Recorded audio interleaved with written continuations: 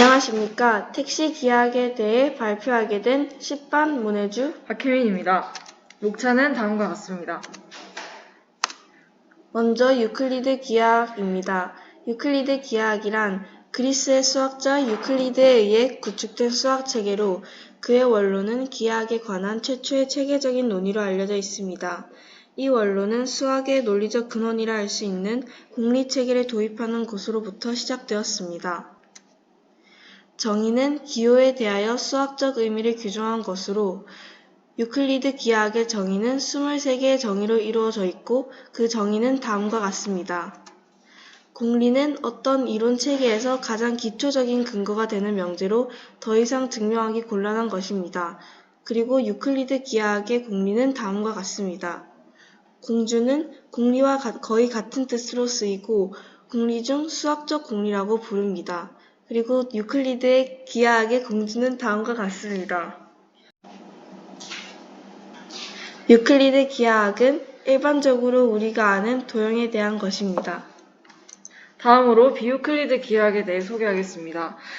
저희가 조사한 비유클리드 기하학은 4가지입니다. 첫 번째로 쌍곡선 기하학입니다.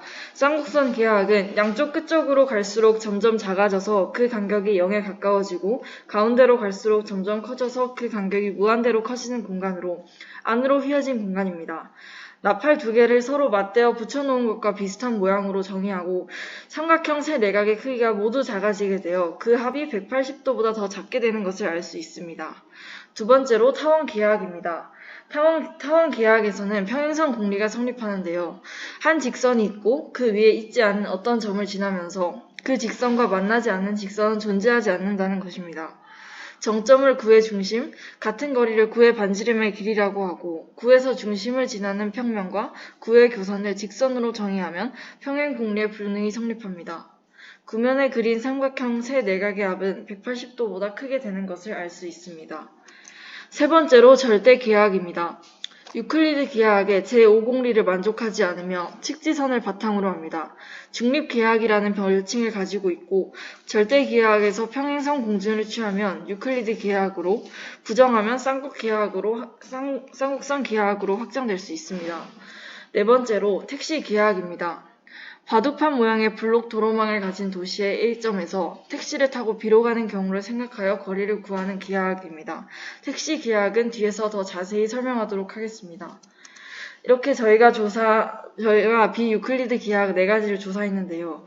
비유클리드 기하학의 의의는 먼저 기존의 유클리드 기하학이 가지고 있던 절대적인 공리에 대한 믿음을 깨는 패러다임을 가져와 줬다는 것입니다. 다음으로 비유클리드 기하학의 사고방식으로 여러 명제에 대한 수학적 도전을 할 수 있었습니다. 또한 의심에서 출발하게 된 비유클리드 기하학은 미시 공간과 극대 공간을 해석하는 이론으로 폭넓게 사용되고 있습니다.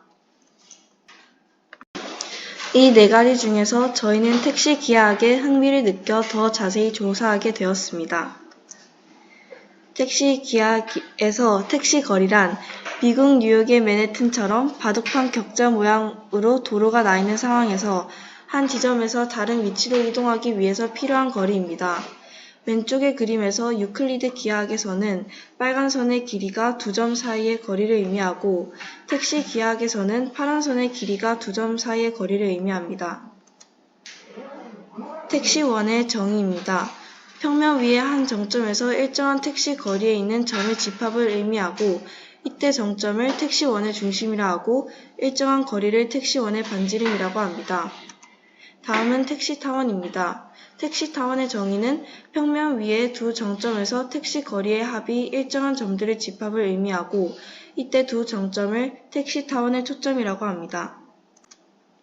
택시 포물선의 정의는 평면 위의 한 정점과 그 정점을 지나지 않는 한 정직선에 이르는 택시 거리가 같은 점의 자취를 의미합니다. 이때 정점을 택시 포물선의 초점, 정직선을 택시 포물선의 준선이라 합니다. 다음으로 저희는 파이썬을 통해 택시 기하학을 구현해 보았습니다. 데이터 시각화는 매우 중요합니다. 그 이유는 데이터 시각화는 많은 양의 데이터를 담을 수 있습니다. 그리고 데이터 시각화를 이해하는 데 특별한 과학이나 통계 등의 교육이 필요하지 않습니다. 또한 우리의 뇌는 시각화된 데이터를 처리하는 데 탁월하고 데이터 시각화는 흥미로운 디자인으로 주제에 대한 관심을 끌고 집중을 보다 오래 유지할 수 있습니다. 따라서 저희는 택시 기하학의 파이썬 구현을 시도해 보았습니다. 저희는 택시1을 파이썬으로 구현할 수 있었습니다. 반지름 값을 입력하면 중심이 0,0인 택시1을 구현하는 코드를 만들어 보았습니다.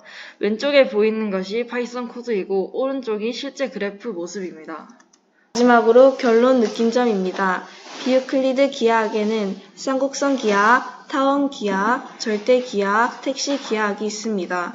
택시 기하학은 거리를 다른 방식으로 정의한 택시 거리를 이용한 기하학으로 이 기하학을 통해 원, 타원, 포물선을 그렸을 때 유클리드 기하학과 다른 모양으로 그려짐을 알 수 있었습니다. 또한 저희는 데이터 시각화의 중요성이 크다는 것을 알고 파이썬으로 택시1에 대해 구현해 보았습니다. 마지막으로 우리가 일상에서 늘 접하고 수학 교과서에서 만날 수 있는 유클리드 기하학 외에 다른 새로운 정의를 통해 만들어진 여러 가지 비유클리드 기하학에 대해 탐구해 볼 수 있어서 좋았습니다. 파이썬을 더 잘 다루게 되었을 때 택시 타원, 택시 포물선도 파이썬 코드를 통해 시각화해 보고 싶다는 생각이 들었습니다. 참고 문헌은 다음과 같습니다. 이상으로 발표를 마치겠습니다. 감사합니다.